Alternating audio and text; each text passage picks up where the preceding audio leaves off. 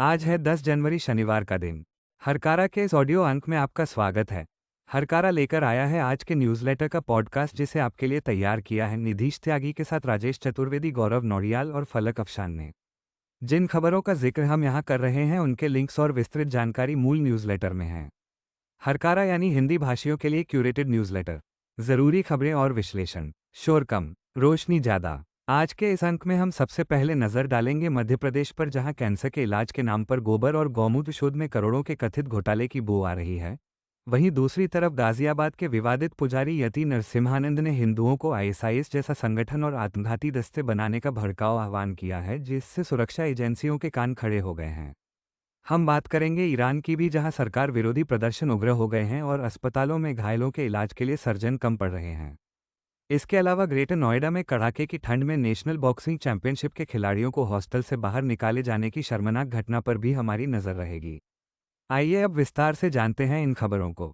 सबसे पहले बात मध्य प्रदेश की। द इंडियन एक्सप्रेस की एक रिपोर्ट के अनुसार मध्य प्रदेश में गाय के गोबर और गौमूत्र से कैंसर का इलाज खोजने के नाम पर करोड़ों रुपये के कथित फर्जीवाड़े का मामला सामने आया है। यह मामला जबलपुर स्थित नानाजी देशमुख पशु चिकित्सा विज्ञान विश्वविद्यालय का है, जहां 2011 में पंचगव्य परियोजना शुरू की गई थी। इस प्रोजेक्ट का मकसद गाय के गोबर और मूत्र से कैंसर जैसी गंभीर बीमारियों का इलाज खोजना था। सरकार ने इसके लिए 3.5 करोड़ रुपये स्वीकृत किए थे।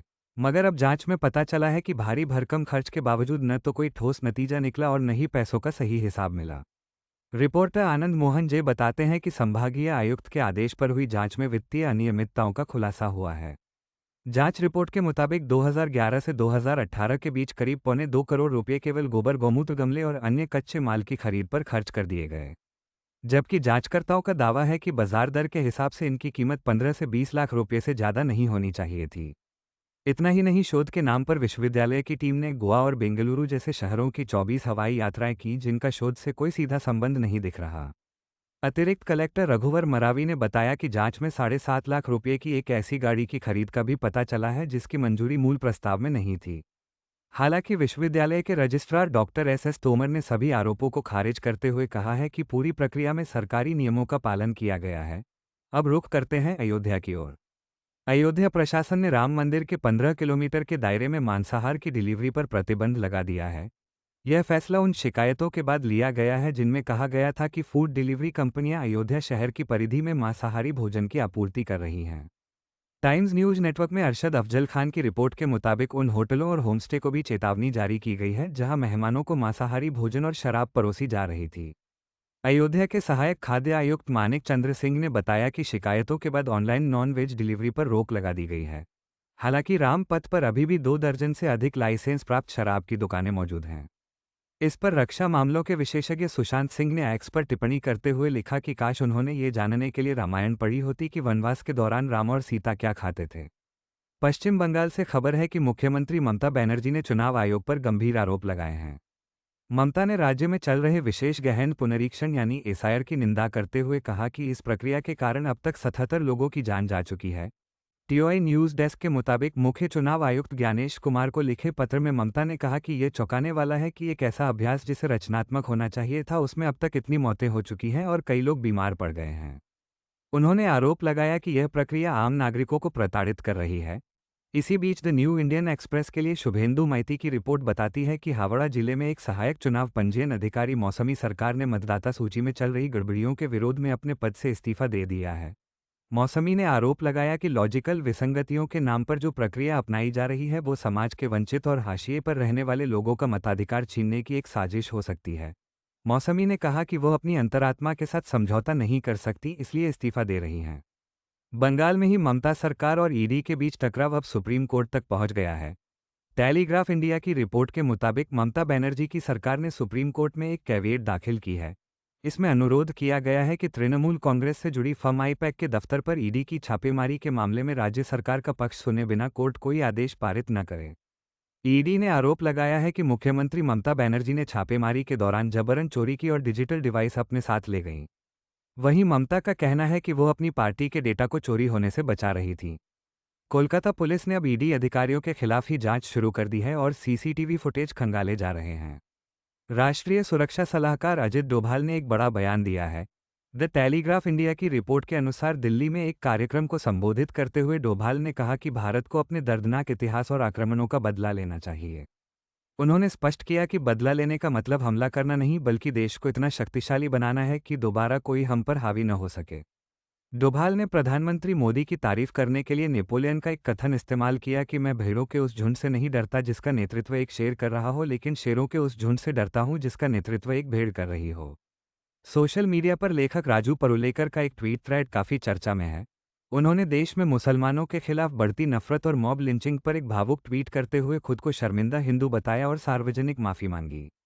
ये ट्वीट जम्मू स्थित Shri Mata Vaishno Devi institute of medical sciences से एमबीबीएस कोर्स की अनुमति वापस ले जाने के बाद आया।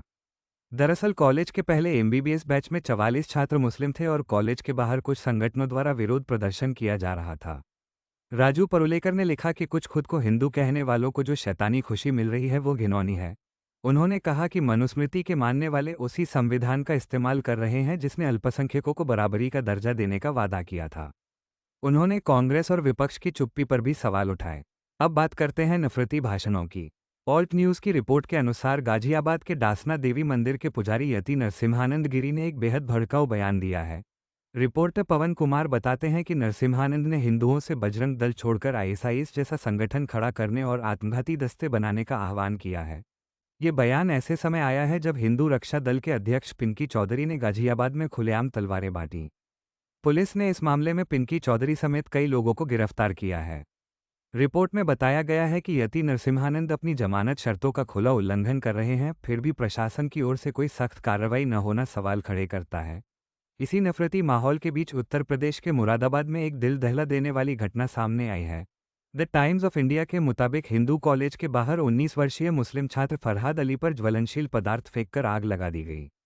पुलिस ने 2 आरोपी छात्रों को गिरफ्तार किया है।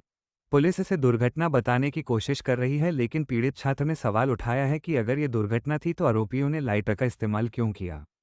उधर महाराष्ट्र और पंजाब में भी प्रवासी श्रमिकों पर हमले हुए हैं।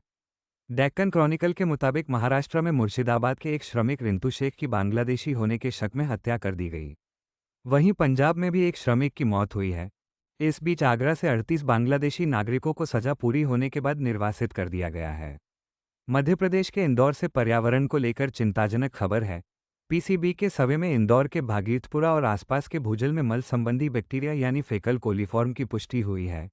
रविंद्रनाथ चौधरी की रिपोर्ट के मुताबिक यहां दूषित पानी से कई लोगों की जान जा चुकी है। एक अध्ययन बताता है कि देश का सबसे स्वच्छ शहर होने का दावा करने वाले इंदौर के नगर निगम बजट में पेयजल और स्वच्छता के लिए मात्र 25 से 30% आवंटन ही किया गया है। अभिव्यक्ति की आज़ादी पर खतरे की एक और खबर। प्रधानमंत्री मोदी के खिलाफ सोशल मीडिया पोस्ट करने के आरोप में लंदन स्थित डॉक्टर संग्राम पाटिल को मुंबई एयरपोर्ट पर हिरासत में लिया गया। सुधीर सूर्यवंशी की रिपोर्ट के अनुसार भाजपा पदाधिकारी की शिकायत पर यह कार्रवाई हुई। हालांकि पूछताछ के बाद उन्हें छोड़ दिया गया। कांग्रेस ने इसे तानाशाही करार दिया है। वहीं अयोध्या में राम जन्मभूमि परिसर में घुसकर नमाज पढ़ने की कोशिश करने के आरोप में एक महिला समेत 3 लोगों को हिरासत में लिया गया है। इनमें से 2 कश्मीर के निवासी बताए जा रहे हैं। बिहार में मैथिली भाषा के संरक्षण का हाल बेहाल है। द इंडियन एक्सप्रेस में संतोष सिंह की रिपोर्ट बताती है कि बिहार की प्रतिष्ठित मैथिली अकादमी अब एक कमरे में सिमट गई है। अकादमी में 21 पद स्वीकृत हैं मगर एक भी कर्मचारी नहीं है। 2021 के बाद से यहाँ कोई नई किताब नहीं छपी। विडंबना यह है कि खस्ताहाल होने के बावजूद अकादमी ने पिछले साल किताबों की बिक्री से लाखों का राजस्व कमाया था। वक्स के अधिकारों पर स्क्रॉल में प्रकाशित जावेद सिद्दीकी की रिपोर्ट आंखें खोलने वाली है। उन्होंने ज़ोमैटो के सीईओ दीपेंद्र गोयल के उस दावे को खारिज किया है कि डिलीवरी बॉय का काम करियर की सीढ़ी है। जावेद लिखते हैं कि यह नौकरी नहीं बल्कि मजबूरी का जाल है। 16 से 18 घंटे काम करने के बाद भी वक्स बचत नहीं कर पाते। दुर्घटना होने पर कंपनी मदद के बजाय जुर्माना लगाती है। ये सिस्टम वक्स की मजबूरी का फायदा उठा रहा है। राजनीति में नैतिकता की बात करें तो सुधीर सूर्यवंशी की रिपोर्ट बताती है कि भाजपा ने महाराष्ट्र के बदलापुर यौन उत्पीड़न मामले के सह आरोपी तुषार अप्टे को पार्षद नियुक्त कर दिया था। हालांकि भारी विरोध के बाद पार्टी को अपना फैसला वापस लेना पड़ा। तुषार अप्टे उस स्कूल संस्थान के सचिव थे जहां बच्चियों के साथ दरिंदगी हुई थी। कांग्रेस ने आरोप लगाया है कि बेटी बचाओ का नारा देने वाली भाजपा असल में आरोपियों को संरक्षण देती है। हरकारा डीप डाइव में आकार पटेल ने भारत और चीन के विकास मॉडल की तुलना की है।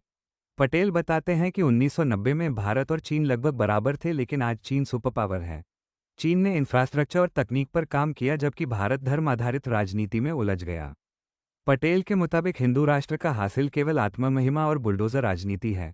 भारत ने अपनी हार्ड पावर नहीं बनाई और अब सॉफ्ट पावर भी नष्ट कर रहा है। खेल जगत से एक शर्मनाक खबर।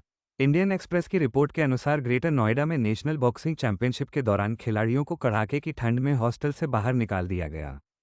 फाइनल मुकाबले से एक रात पहले खिलाड़ियों को बताया गया कि उनकी बुकिंग खत्म हो गई है। तेलंगाना और पंजाब समेत कई राज्यों की टीमें सादे आसमान के नीचे ठिठुरने को मजबूर हुईं। बाद में बॉक्सिंग फेडरेशन ने बयान जारी कर लीपापोती की कोशिश की। टेक्नोलॉजी की दुनिया से खबर है कि इंडोनेशिया ने एलन मस्क के एआई चैटबॉट ग्रोक को ब्लॉक कर दिया है। रॉयटर्स के मुताबिक ग्रोक द्वारा अश्लील एआई छवियां बनाने के कारण ये कदम उठाया गया। इंडोनेशिया ऐसा करने वाला पहला देश बन गया है। सरकार ने इसे मानवाधिकारों का उल्लंघन माना है। आखिर में बात ईरान की। बीबीसी की रिपोर्ट के मुताबिक ईरान में सरकार विरोधी प्रदर्शनों के चलते हालात बदतर हो गए हैं। अस्पतालों में इतने घायल आ रहे हैं कि सर्जन कम पड़ गए हैं। मानवाधिकार समूहों के अनुसार अब तक 51 प्रदर्शनकारी मारे जा चुके हैं। उधर लंदन में ईरानी दूतावास पर प्रदर्शनकारियों ने इस्लामी क्रांति से पहले का झंडा फहरा दिया। ईरान में इंटरनेट ब्लैकआउट है और संयुक्त राष्ट्र ने हालात पर चिंता जताई है। आज के पॉडकास्ट में इतना ही। देश दुनिया की इन खबरों पर अपनी राय हमें जरूर भेजें। आप हमें WhatsApp, LinkedIn, Insta, Facebook, YouTube और ट्विटर पर फॉलो कर सकते हैं। मिलेंगे हरकारा के अगले अंक में। तब तक के लिए सुनते रहिए हरकारा। शोर कम, रोशनी ज़्यादा।